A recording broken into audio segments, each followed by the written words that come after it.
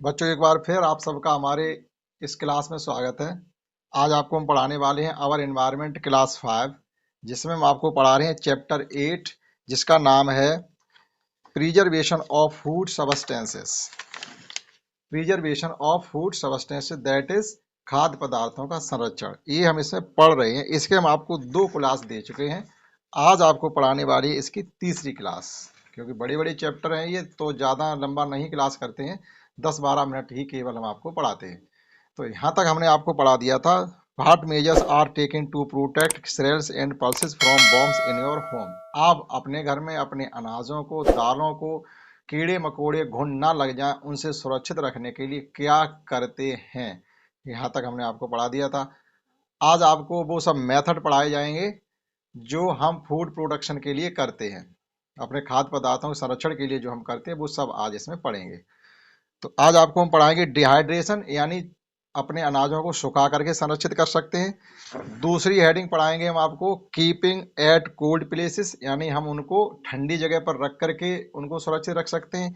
और तीसरी हेडिंग पढ़ाएंगे हम बॉयलिंग, यानी उबाल करके। कुछ भोज्य पदार्थ ऐसे होते हैं जिन्हें आप बॉयल कर लें और रख दें, तो बॉयल करने के बाद भी काफ़ी समय तक वह संरक्षित रह सकते हैं। 3 हेडिंगें आपको हम इसमें पढ़ाने वाले हैं। तो शुरू करते हैं फर्स्ट से,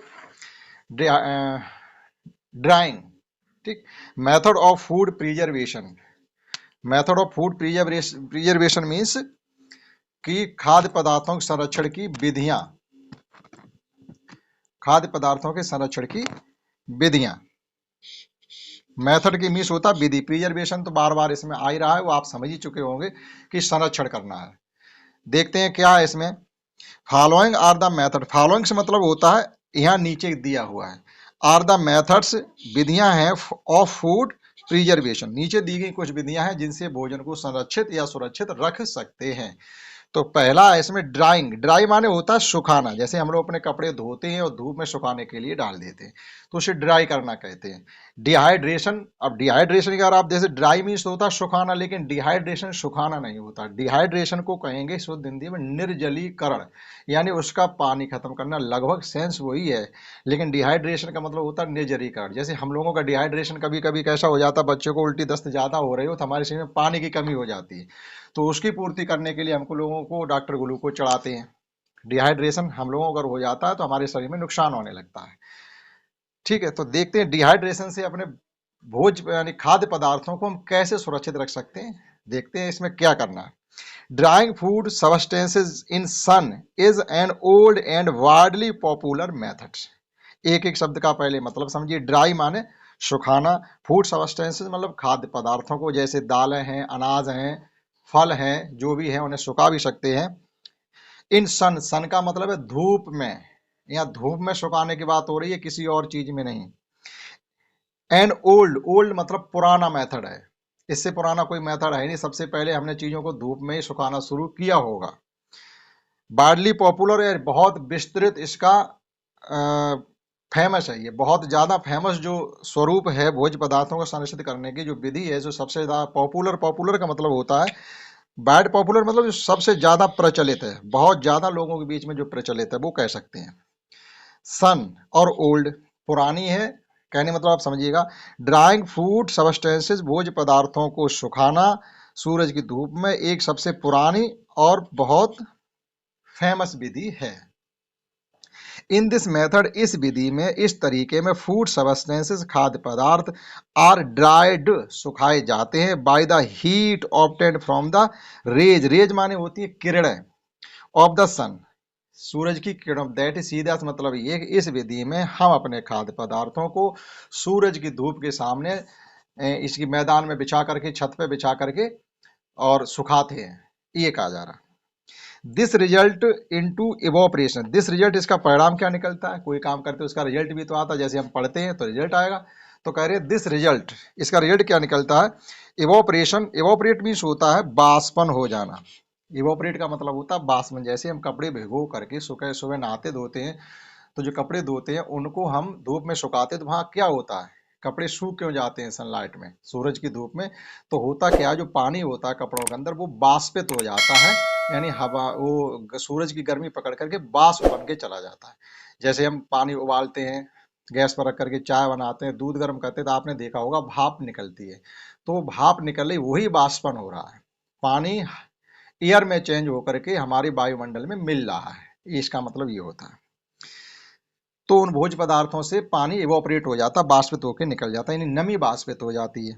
of water present in them, जो भी हमारे भोज्य पदार्थों के अंदर पानी होता है वो बाष्पित हो जाता है सनलाइट में। एंड रिड्यूस, और कम हो जाता, रिड्यूस माने क्या होता है, कम हो जाना, और कम हो जाता scope of growth of microscope organism. इसका मतलब होता क्या है, जब ये अच्छे से अनाज हमारे सूख जाते हैं तो यहाँ स्कोप ऑफ ग्रोथ, इसका मतलब ये है कि अब उसमें जो भी माइक्रो ऑर्गेनिज्म यानी बैक्टीरिया है, सूक्ष्म बैक्टीरिया है, कीड़े मकोड़े हैं, घुन है, उनके ग्रोथ होने की जो दर है वो कम हो जाती है। बहुत कम हो पाएंगे, ज्यादा नहीं हो पाएंगे। ज्यादा हो जाएंगे तो पूरा हमारा अनाज खराब कर देंगे, खाद्य पदार्थ खराब कर देंगे। आगे है जैसे श्रेल्स है अनाज। अब अनाज जितने भी अनाज हैं वो श्रेल्स कहे जाएंगे, जैसे गेहूं है, जौ है, चना है, ये सब अनाज कहे जाते हैं। अब पल्सेस दालें हैं, चने की दाल भी होती है, चना अनाज भी है। पापड़ है, हम लोग इन्हें धूप में सुखा करके पहले पापड़ बनाते हैं, फिर धूप में सुखाते हैं। ठीक। बड़ी, बड़ी का मतलब होता है अपनी भाषा में जिन्हें हम लोग दाल, दाल की बड़ी होती है, मिथौरी बोलते हैं, वो भी धूप में सुखाते हैं। चिप्स, आलू के चिप्स भी बनाते हैं, वो भी धूप में सुखाते हैं। बर्मिशिली, अब ये बर्मिशिली क्या होता है, बर्मिशिली होती है सिमैया, रक्षाबंधन पर घरों में सिमैया बनती हैं, वो भी धूप में ही सुखाई जाती हैं। गूजबेरीज, गूजबेरीज होते ककरौंदे, जिसे हम करौंदा करौंदा कहते हैं, ककरौंदे होते, उन्हें भी धूप में सुखाते हैं। कॉलीफ्लावर क्या होता है, कॉलीफ्लावर होता है फूल गोभी।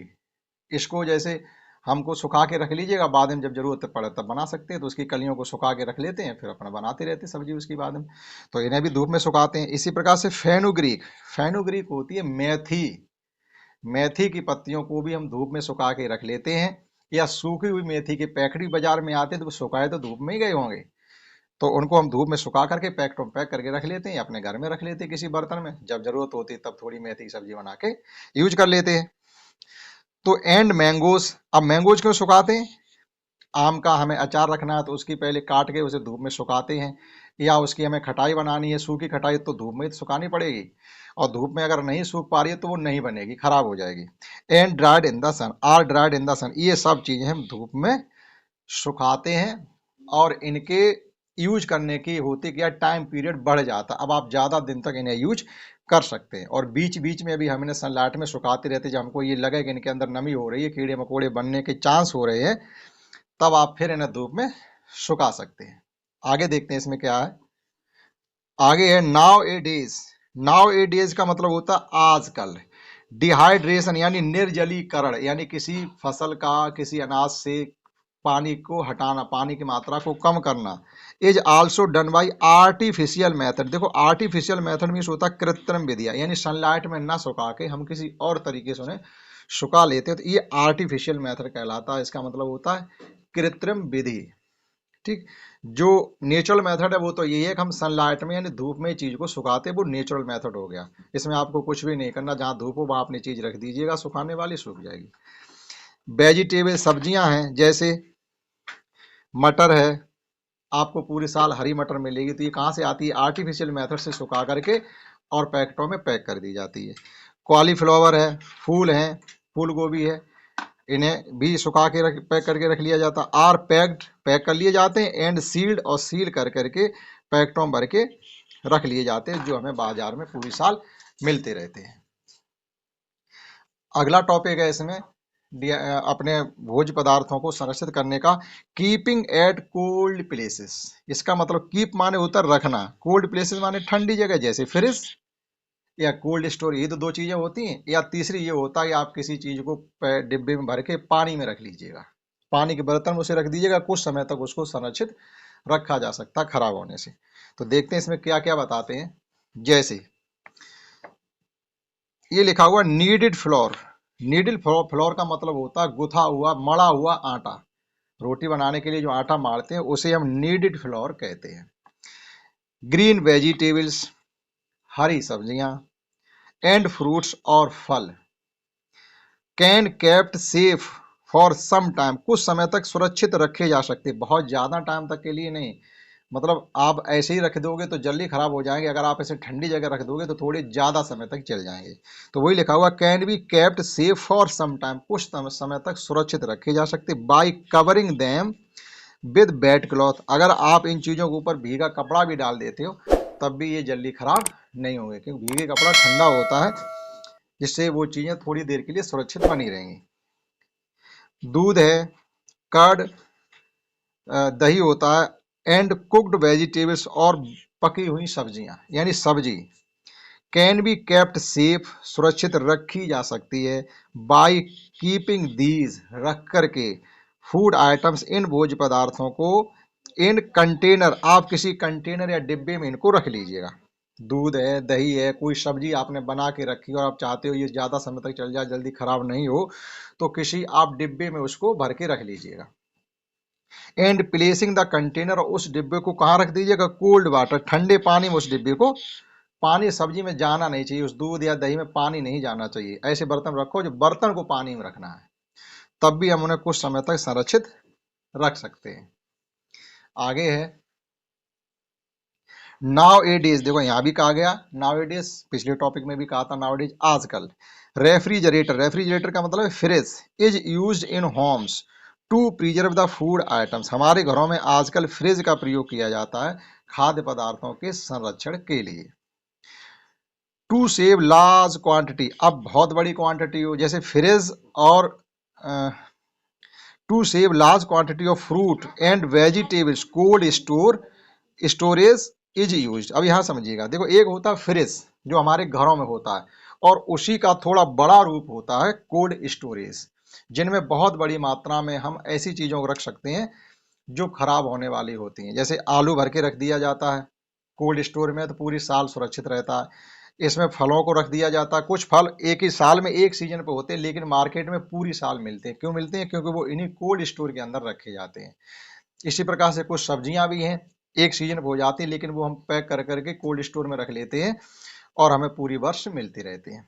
तो यही कहा गया है कि टू सेव लार्ज, पहले छोटी पूरी चीज़ें अपने घरों में होती वो तो हम फ्रिज में रख लेते हैं, लेकिन जब बहुत बड़ी मात्रा में कोई चीज़ है, जैसे आलू हमारे पास बहुत हो गया तो कहाँ रखेंगे, तो वो हम रखते हैं जाकर के कोल्ड स्टोरेज में।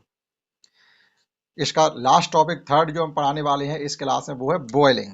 बॉयलिंग मतलब है उबाल कर, कि हम अपने खाद्य पदार्थों को अगर उबाल लें तब भी उनको संरक्षित रखा जा सकता है। यहाँ पर एक चीज़ और समझ लीजिएगा कि आखिर हम इन्हें कोल्ड स्टोर में या फ्रिज में चीज़ों को संरक्षित रख करके क्यों संरक्षित रख सकते हैं।